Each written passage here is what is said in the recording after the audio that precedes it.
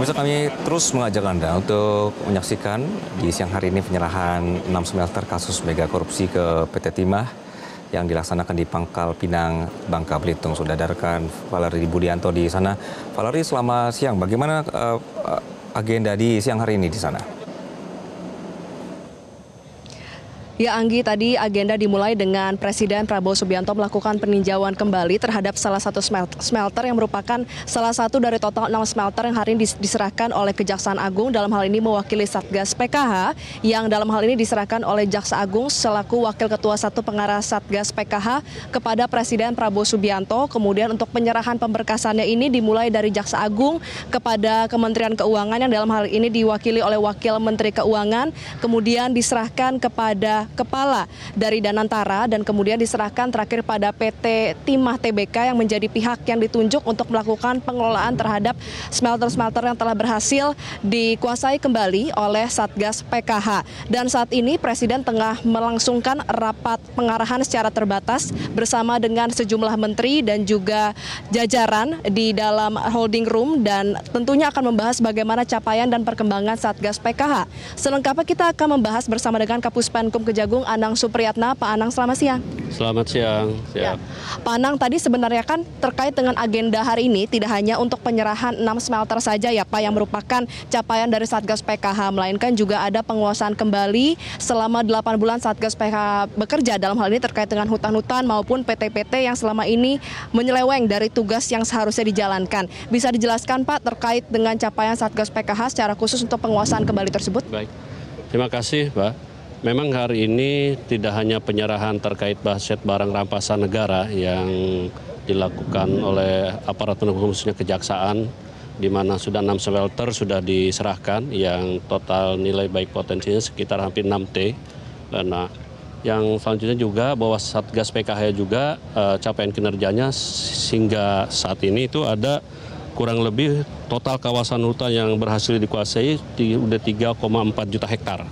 Itu yang, dan untuk sektor pertambangan itu luas yang tanpa izin ini ada 5.342 hektar, dan luas yang sudah terverifikasi 2.709 hektar, dan sudah berhasil dikuasai 5.209 hektar. Itu dari entitas perusahaan sekitar 39 entitas perusahaan seluruh Indonesia. Terkait dengan hasil penguasaan kembali Pak, untuk harga ditaksir yang mungkin nanti ke depannya bisa jadi potensi penerimaan negara untuk harga appraisalnya secara khusus untuk capaian Satgas PKH, sawit maupun untuk pertambangan ini kurang lebih berapa Pak? Kalau untuk kawasan hutan ini indikasi aset dikuasai kembali sekitar kurang lebih hampir 150 triliun nantinya, ya kan? Ini yang indikasi nilai asetnya ya. Kalau yang untuk kawasan hutan, yang jelas sih nanti akan diserahkan ke perusahaan Agrinas, salah satu PT Agrinas. Ya. Terkait dengan pengelolaan, tadi kan juga kita melihat ya Pak bagaimana ada rangkaian untuk BRN, berkas rampasan negara ini.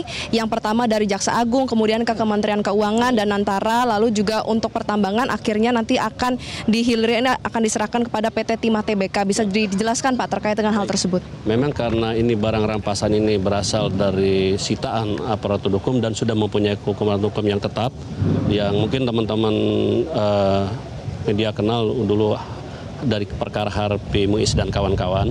Nah itu kita sudah serahkan hari ini dari 6 smelter itu, dan memang penyerahannya dari Jaksa Agung kepada Kementerian Keuangan, kemudian diserahkan ke Danantara, dari Danantara ke PT Timah. Diharapkan 6 smelter ini akan dikelola oleh PT Timah yang dipergunakan untuk mengelola aset-aset pengolahan pasir Timah. Ternyata dari temuan kita, dan baik itu dari Kejaksaan maupun tim PKH, di dalamnya ada Kejaksaan, Polisian, juga TNI, ditemukan bahwa tidak hanya sekedar pasir Timah semata, ternyata kandungan logam pasir jarang yang justru nilainya tadi disampaikan nilainya lebih besar, karena di dalam pasir jarang itu terbagi lagi kurang lebih ada 17 unsur, baik itu mengandung uranium, mengandung thorium, mengandung cerium. Di mana yang thorium ini kan jika dimanfaatkan itu menjadi pembangkit listrik tenaga nuklir.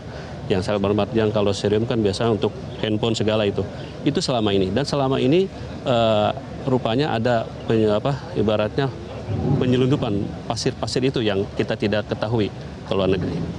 Oke, terkait dengan penyelundupan, kita tahu Pak, ini kan sebenarnya baru didapatkan dari puluhan tersangka ya Pak dari PT Timah, tapi sebenarnya ada sejumlah perusahaan tambang lainnya juga tengah diklarifikasi. Baik. Kalau saya tidak salah sekitar ada 39 perusahaan. Itu Pak, apakah nanti ke depannya ada potensi penetapan tersangka tambahan yang nantinya akan ditetapkan oleh Kejaksaan berdasarkan hasil penelusuran dan juga penertiban dari Satgas PKH? Baik, kalau dari terkait ada memang terkait dengan 22 itu kan ada tindak lanjut terkait dengan korporasinya kan tidak untuk kerusakan lingkungannya. Ada 5 perusahaan yang sedang diproses sekarang untuk dimintai dibebani pertanggungjawaban terkait dengan kerusakan lingkungan.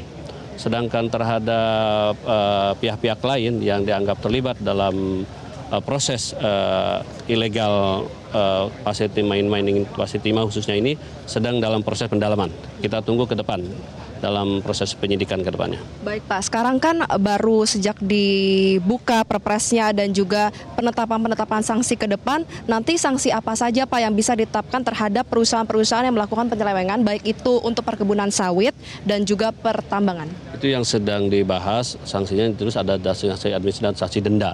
Itulah nanti akan dibicarakan berapa denda yang dibebankan kepada khususnya beberapa perusahaan kebun atau perusahaan tambang yang tidak mempunyai izin yang masuk ke kawasan hutan lindung. Itu sedang nanti diberi oleh tim akan digodok berapa nilai yang harus dibayar dendanya. Sedangkan yang terindikasi nantinya memang proses pidana yang jauh lebih itu nanti proses secara pidana juga. Berarti nanti akan disasar untuk perorangan dan juga korporasi ya Pak untuk tersangka, kemudian juga untuk pengenaan sanksi ini bisa pidana, bisa juga diproses secara denda ya Pak. Ya. Kemudian nanti untuk peran dari PT Timah maupun PT Agrinas Pak untuk sawit dan juga tambang akan seperti apa? Kalau Agrinas itu kan nanti untuk mengelola beberapa aset yang diserahkan oleh negara yang untuk sementara ini kan baru sekitar ke Agrinas itu sekitar 1,8 juta ini diserahkan tuh 1,5 1,5 juta hektar ya kan dari sebanyak 4 tahap. Yang jelas sih pada prinsip sekarang lebih kepada tindakan sementara ini terkait dengan pelanggaran yang masuk kawasan itu masih sifatnya tindakan-tindakan yang penguasaan dulu lahan yang semula dikuasai oleh perusahaan kita ambil dikuasai oleh negara. Dan nanti tindakan yang akan diambil sementara nanti kita kenakan sanksi denda.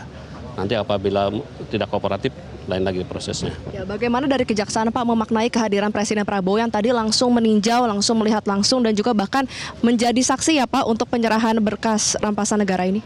Ya ini suatu bentuk dukungan kami kepada institusi penegak hukum khususnya dan tentunya ini menjadi capaian yang diapresiasi oleh Pak Jaksa Agung. Dan ini kita tidak bekerja sendiri, tapi kita dari beberapa unsur yang mendukung baik itu ada TNI, ada Polri, ada beberapa instansi lain yang terkait dalam keterlibatan ini.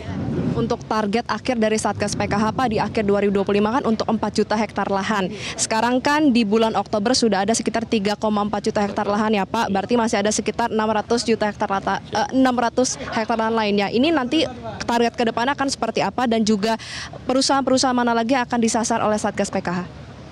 Yang jelas kita akan berusaha mencapai target yang sudah ditetapkan. Yang jelas kemarin sampai Agustus kan sudah mencapai lebih dari target malah ya. Sampai bulan Agustus nanti ke depan kita akan bergerak lagi. Tentunya perusahaan-perusahaan yang kita data yang mereka melakukan kegiatan penambangan yang tidak mempunyai izin akan segera kita tindak lanjuti. Dan kita juga minta dukungan dari masyarakat juga, seandainya informasi bisa dilaporkan kepada kita. Baik, terima kasih Kapus Penkum Kejagung Anung Supriyatna. Dan itulah Anggi, saat ini masih berlangsung rapat pengarahan terbatas antara Presiden Prabowo Subianto dengan jajaran Satgas PKH. Kemudian juga ada sejumlah menteri terkait yang juga hari ini turut hadir dalam acara penyerahan BRN yang disaksikan oleh Presiden dari Jaksa Agung Satgas PKH kepada PT Timah Tbk. Tentunya kita akan melihat bagaimana langkah ke depan yang akan dicapai oleh Satgas PKH. Semoga memang pihak-pihak yang selama ini melakukan penyelewengan dapat segera dituntaskan, baik itu penuntutan dan juga penyelidikan secara perorangan maupun korporasi, dan juga pengenaan sanksi denda ini bisa segera diakumulasikan dan juga bisa meningkatkan penerimaan negara. Sementara demikian kembali ke Anda di studio. Valeri Budianto, terima kasih atas laporan Anda. Dan pemirsa, rangkaian kegiatan Presiden Prabowo hari ini menandakan momentum yang sangat penting dalam penanganan kasus korupsi besar di sektor pertambangan timah, sekaligus juga memperkuat komitmen pemerintah dalam hilirisasi industri dan pemberantasan korupsi. Penyerahan smelter ke PT Timah Tbk diharapkan bisa menjadi titik balik bagi pengelolaan sumber daya timah yang lebih baik dan berkelanjutan. Laporan dari Pangkal Pinang akan terus kami hadirkan, terutama di program selanjutnya di Metro Siang. Tetaplah bersama kami pemirsa. Jelajahi cara baru mendapatkan informasi. Download Metro TV Extend sekarang.